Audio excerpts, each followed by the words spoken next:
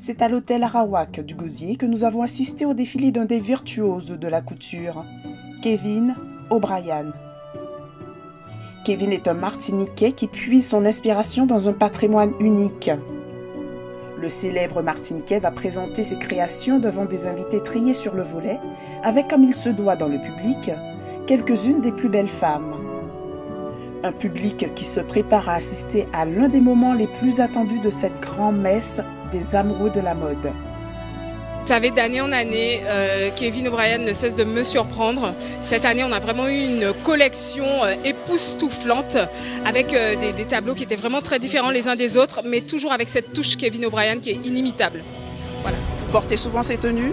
Alors je porte souvent ces tenues et en l'occurrence ce soir, il m'a fait vraiment ce cadeau de pouvoir porter une robe magnifique. Je pense qu'on va voir à travers vos images, dramatiques, en dentelle, wow, tout ce que j'aime. C'est ça.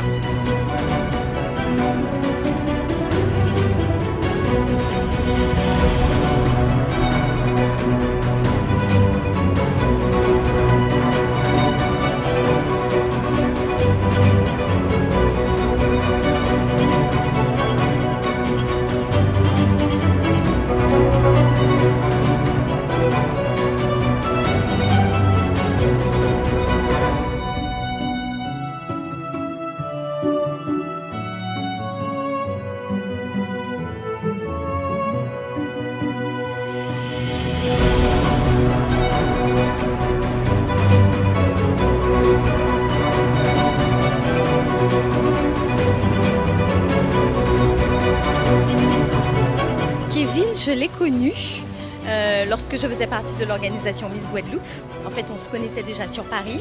On avait collaboré quelques fois ensemble, mais on a approfondi cette relation sur Miss Guadeloupe et nous sommes devenus amis. Et à chaque fois, par fidélité, par amour et parce que je sais que je vais voir de belles choses, mais je viens toujours à ces défilés. Est-ce une tenue de Kevin O'Brien? Toujours. En fait, on m'appelle Mademoiselle Cobb.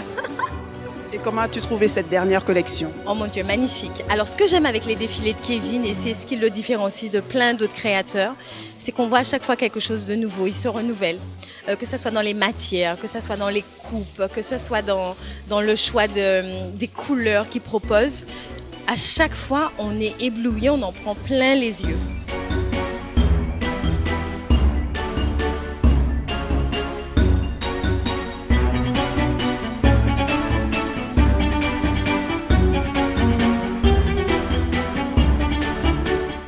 Le défilé couture de Kevin nous dévoile des tenues d'exception, où de multiples matières sont utilisées selon son inspiration. Il y a énormément de brocarts, il y a des tulles brodés avec des sequins, il y a des résilles avec des paillettes, il y a des dentelles, il y a des voiles de coton à certains moments, il y a des satins duchesse, il y a des soies, il y a des taffetas, beaucoup de taffetas. Il y a aussi des taffetas de soie et des dentelles, des espèces de travail de guipure comme ça, de fleur par fleur, voilà.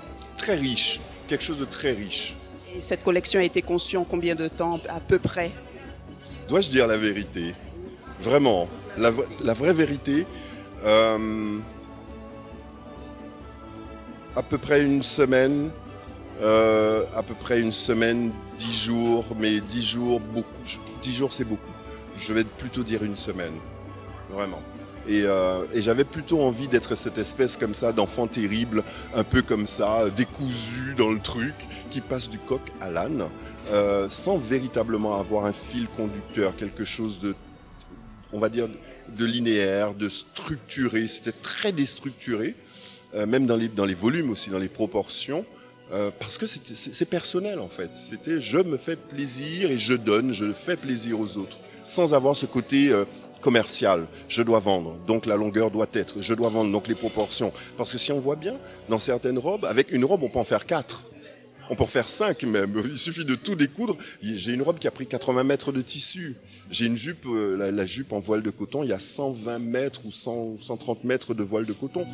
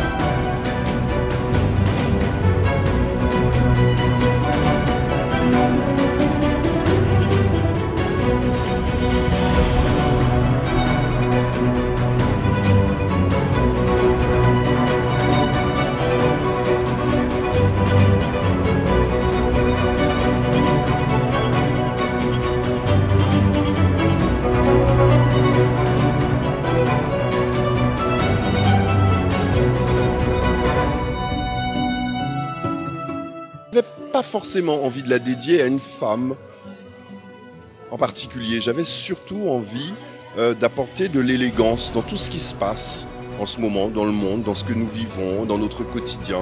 Quand on ouvre les réseaux, et allez hop, on y va, il n'y a que des décès, et des choses comme ça. Et j'avais envie de donner un peu de bonheur aux gens, juste ça. J'aurais pu faire du commercial, du très commercial par rapport aux boutiques de Martinique, de Guadeloupe que j'ai, mais j'avais plutôt envie d'amuser les gens, que les gens partent de là avec un peu de bonheur en se disant « je pourrais acheter, je ne pourrais pas acheter, je pourrais porter, je ne pourrais pas porter, mais en tout cas j'ai passé un bon moment ».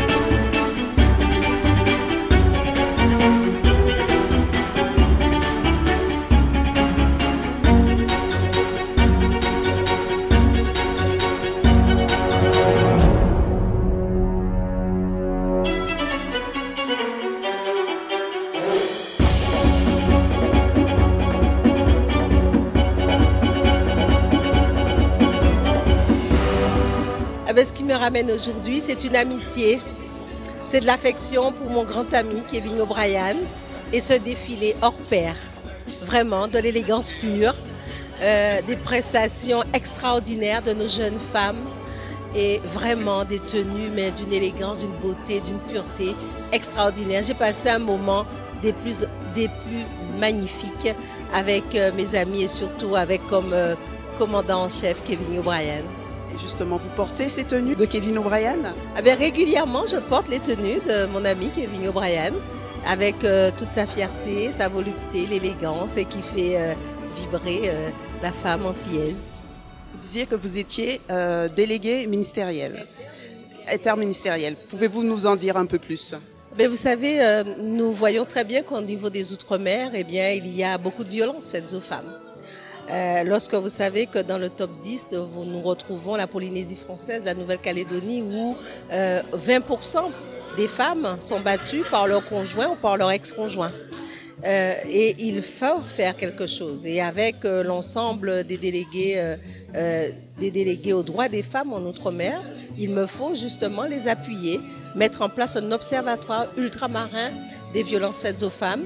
Il faut absolument faire un diagnostic, analyser et bien sûr porter des propositions pour que plus jamais ça. Trop de femmes, trop de familles, trop d'enfants endoloris et qui souffrent. Et comment vous procédez justement? J'ai commencé ma mission le 3 juillet. Récemment, j'ai eu à cœur de rencontrer les services de la cohésion sociale, les délégués aux droits des femmes en Outre-mer. J'ai une visioconférence avec elles et prochainement, à charge pour moi de mettre en place la feuille de route qui m'a été dictée pour que je puisse faire un pré-diagnostic d'ici la première semaine de décembre et pour d'ici avril-mai faire des propositions.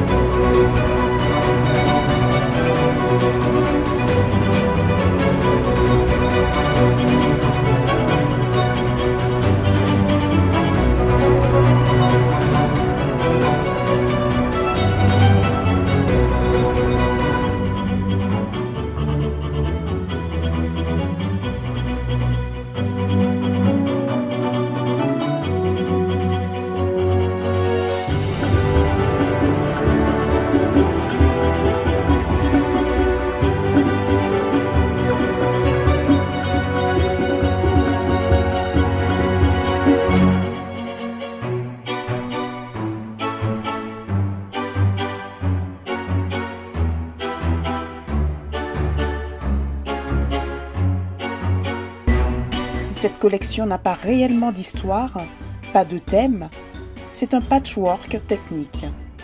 Kevin nous offre des lignes caraïbéennes qui mettent en valeur certaines parties du corps de la femme antillaise. Un tombé parfait des matières, des lignes très vaporeuses, des volumes et des proportions inattendues. Les coiffures et maquillages ne sont pas un reste. Le styliste rend hommage à Alexander McQueen en s'inspirant des coiffures futuristes du défilé en 1997. Elles sont rééditées par Stéphane Blondeau. Et un maquillage surprenant sous la régie de Karine Gatibelza qui tiennent de la performance artistique.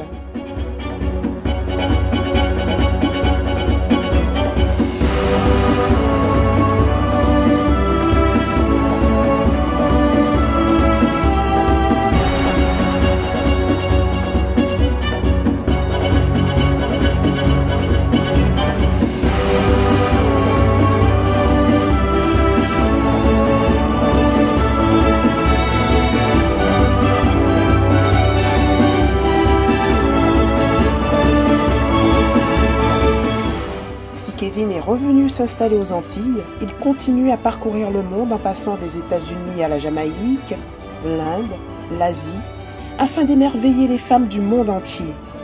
Donc je suis plutôt revenu chez moi pour affûter mes armes, prendre du recul sur tout ça, et puis revenir sur Paris, mais avec d'autres choses, voilà, parce que ça viendra, c'est prévu de toutes les façons, mais on doit déjà faire...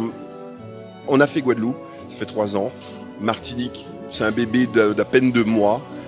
Maintenant, il faut quand même que le bébé grandisse.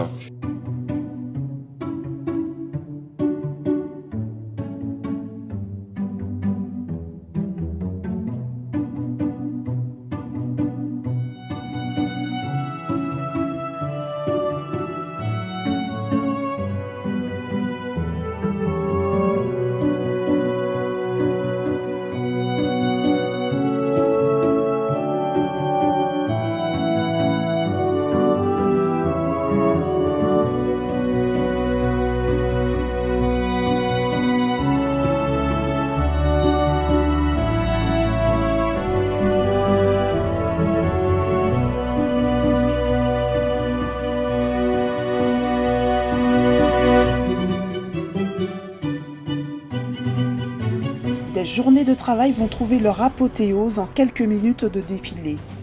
À l'aube de ses 30 ans de carrière dans la mode, cette collection caractérise le styliste. En quelques mots, la rigueur, le respect et la bienveillance. C'est un défilé unanimement salué par un public conquis.